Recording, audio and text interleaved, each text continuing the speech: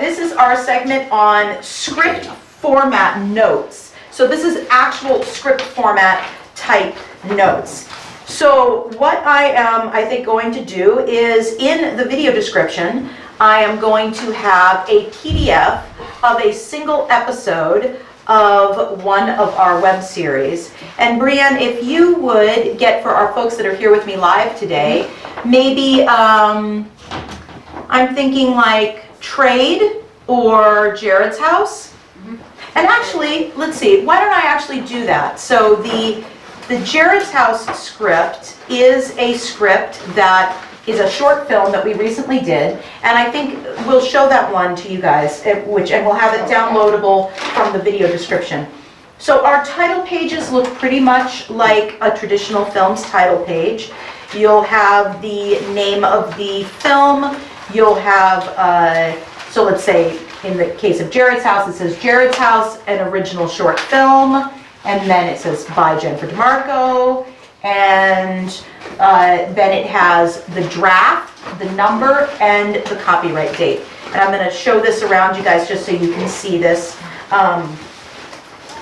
Then at the bottom left-hand corner, you have your studio name, your mailing address, your email, your phone number, just in case somebody loses the script, or if they're just like, how do I get a hold of them again? It's all right there. Yes? For the address portion, well, it's your home address. I know that you guys use that Right. as well. And so, And I know a lot of people don't. Yes, leave it off. okay, but email, phone. Yes, and you should have, I like to tell people, you should have a dedicated email. Yeah. It doesn't have to be dedicated phone, but a dedicated email for your company's work. And it's okay to have a Gmail. You know, it's okay to have a free account, that's totally fine. Credits in the script. When you guys look at this example, or you download and look at this example, you'll see that I include my scrolling credits as part of my script. And that's because, again, you guys, we are trying to streamline the process. So how I want my credits listed, who needs, like, you know, sometimes you'll have like a location you need to thank, or you'll have a producer that something like that. I have it all right in my script. And character names, if actors change out who's playing who, I update the script, but I make sure that my credits are in the script. It's just so vital, especially if you've written something and you're working with Blue Forge and you send it to us to edit, and then we get to the end and we're about to put in the credits and we're like, we don't know who your friends are. But you're like, well, it's me and my mom and my uncle. And I'm like, I don't know that. And who did they play? You literally want me to tell the editor, well, carefully go through and listen. All of the characters' names are said at least once. Are you kidding me? So you include at the very end, you include the whole... You got it, exactly. It's at the very end, last page, and you put the credits? Yes. Okay. And you guys, you don't have to do the credits in the form that I do them. That's just my form. There's no right or wrong for credits. You guys have been to the movies lately. Sometimes now credits are like, they do them like before. I mean, they're just crazy. But also You can do them in order. two. I was going to say, you order the credits too. Yes. Which one's the right one? They're all different. It's insane. So please understand, there is no industry standard credits. That's a fallacy. That just doesn't exist anymore. So the important thing is that the people who need to be credited are credited and that names are spelled correctly. One of the things that drives me nuts is when people give us work to edit and they're like, yeah, his last name, I don't know, it's like with one L or two L's, look it up on Facebook. I'm like, you know what, bite me, then you go look it up on Facebook. That's not my job. You know, because it's like, I want to be able to hand one of my team members a complete project and say, here's the raw footage, here's the script, make magic. Not research on Facebook to make sure all the proper names are there. So that is your responsibility as the writer-director to make sure you have everyone's name spelled correctly and in the form they want. You may call them Trisha, but their stage name may be Patricia. Yep. You may call them Jen, but the name is Jen. Or what about Maxwell and Faith? I call them Maxwell and Faith, but Maxwell Kier DeMarco is what he does his acting under. Faith Eben DeMarco. They have their full name. That makes a difference. I use my full name too. There you go. Oh, see, I didn't know. See, and I didn't know that. Okay. Margins. We tend to do 1-inch margins all the way around. again, that's just me. I'm old school. I like 3-ring binders, and I don't want my 3-ring binders to punch through my script. So I do 1 inch all around. Your narrative, your paragraphs are justified. Like I said, no ragged right or left. They're justified. That is to create clean lines for your distributor readers and also for your actors. Let's see.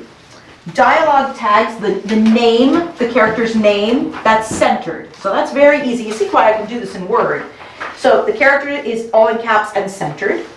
The dialogue format, now what I do is, because people usually, they cheat. They center the dialogue and then just cut it. And then of course it's ragged left and right, so it's centered. I never do that. So what I do is I center my character tag in Word, and then I write my dialogue on the next line. And then when I'm completely done with the script, I come back in and I format those. Okay, that's just me working in Word. If you guys are working in a script program, it's going to format your dialogue properly for you, even for modular method. If we're talking about you doing it manually, when I say I go back and format it, I bring it in 2 inches and 2 inches. So it's basically centered, but it's justified. So dialogue is also justified left and right. So there's no ragged edges left or right. Let's see. Your parent, see, now I'm going to lose it. Parenthetical. Your parenthetical, your beat, your remarks, they are tabbed in to, okay, so what I call 2 inches, they're tabbed in to, just like the dialogue, and then 1 more. So they're basically tabbed in 3. So they're not flush with the edge, the left edge of the dialogue, they're 1 tab in from the dialogue. Would they be centered from like, the character name? No, they're just tabbed in 1. And the reason again is because when actors are scrolling really quickly down and they're trying to find, their name is the character names are the only thing that's dead center. Everything else is off, and so it's easy to find lines. Okay. It's craziness, but we love it. Always number your pages, your script pages. I tend to, I think actually it finally became a rule because we had confusion. Mark, would you see, where are my page numbers there? As you guys, Are at the top. okay, Right. so it's the top right corner is where we put, Noodle, it's okay, is where we put our page numbers. All right, slug line. Okay, now some of you guys may not know what a slug line is. The slug line is the scene heading. And the way we do these, as you guys saw in the script, is our slug lines, our scene headings, contain 3 pieces of information. Whether it's interior or exterior, so INT or EXT, the location, and whether it is day or night, or it is just continuous. So, let's look at this one a little bit closer. So, with our headings, with our scene headings, the first thing we have is interior or exterior. So I say, well actually, that's actually not the first thing, so let me back it up. I number my scenes. Yep, scene 1, scene 2. So, yep. So first of all, you have your scene number. So I say scene 1, and then I believe it's a hyphen. Yep. See, you can tell I work with a template, you guys. It's like there's so much. Yep. Same as in this example here. Yep, Yep. there we go. Okay, so it's scene 1, hyphen, interior or exterior, then your location. I'll call this the blue room. Then a hyphen, Yeah. then day. So let's say my next scene, so then this scene plays out, then my next scene just takes place right after this one. Instead of just writing day again, I would write continuous in all caps, just like this. Okay. Now, I know some filmmakers that that work with us even, that do morning, Yeah. afternoon, Yes. day, evening, night. Yep. I'm not going to tell you that's wrong, because if you're like, no, the lighting is important, Right. I am gonna make it clear that these increments of time are passing for these scenes. Then I'm like, wow, power to Right. you, that's visual, cool. So that's totally fine, but often for me, it's either day, it's continuous, meaning it's a chronological Yeah. continuation, or it's night. So the continuous would be like if you had scene 2, Mhm. and then the same stuff, then you just say continuous. Yes. Now, there is not a rule to determine this. What I usually do is I leave it blank. Let's say you are in a location where you cannot tell whether it is day or night.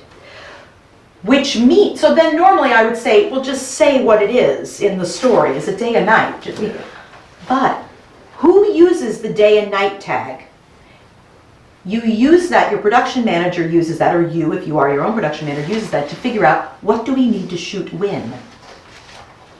So if you know darn well that this is a closed room that you're in, which this Yeah. isn't, but it's a closed room like a dungeon or something like Yeah. this, it doesn't matter if it's day or night. Right. Often, I will just leave this blank. Like, it can be shot either.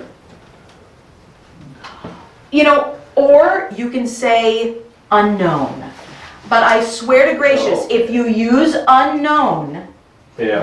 only use it if it is absolutely true that you could shoot it completely in the day or Right. completely in the night. If you're in a basement room with no light. Right, exactly. But if there's that one little freaking window Right. in that basement space, it's gonna mess up everything. Because this idea of, well, we'll shoot during the day, but we'll change it to look like night in No, post. no. I've done it, and it was passable. Brienne's done it, and people couldn't tell, but she hates it, and she can tell. Well, all I can say is back in the 50s and 60s, they did that with camera lens. Yeah. Always looked like crap. There you go. Because they were, well, we're going to shoot a night scene. Well, we'll just put on the filter to make it look Yeah. dark. Right, no. You can always see the sun and stuff. Well, no, Right. yeah, but I And mean, shadows. yeah, It's different. Muddy. It's so Night weird, yeah, looks exactly. different. Yeah, it Okay. does, So there's your wonderful scene headings, and I do tend to call them scene headings as opposed to slug lines, but okay. So then your numbered shots. You don't renumber when you start a new scene. You number from 1 all the way through. The scenes themselves, the slug line, don't get a number. That should just the shots. Yeah. But every shot gets a number, and you don't start renumbering with a new scene. And the reason is because then your editor can speak to you quickly and intelligently. Lee, I'm talking about shot 14. Well, shot 14 in what scene? Yeah. Oh, yeah. No. Something like a legal document. Yes, yes. It's a shooting script legal document. That's what it is. Okay. And then we already talked about lettered shots. If you have to add shots, or if you have a program that it's being a real hassle and it's hard for you to renumber the shots, go ahead and 12A, 12B, 12C if you need to. That kind of thing usually drives me crazy personally, just because I'm a stickler for detail. So I usually will go through and renumber if I'm still in the writing stage. Then we have the general rule of thumb. Script length in modular method is not 1 page equals 1 minute.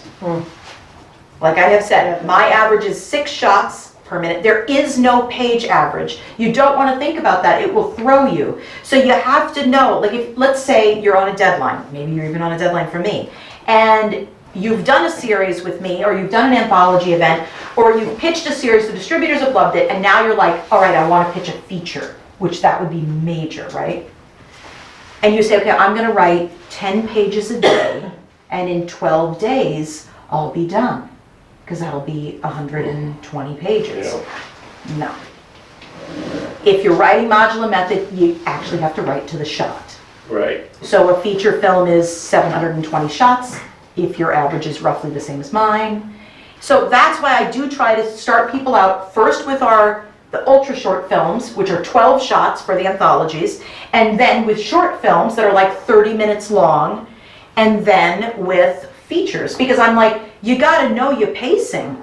Now, I feel very blessed because that first feature film, I was so like, Lee, I think you said actually, oh my gosh, 12 minutes, that's like eternity, that's like forever. And it really felt that way. If it weren't for Brienne saying, oh my gosh, yes, I wanna know more about this character and this character and this character, I would have just felt so lost.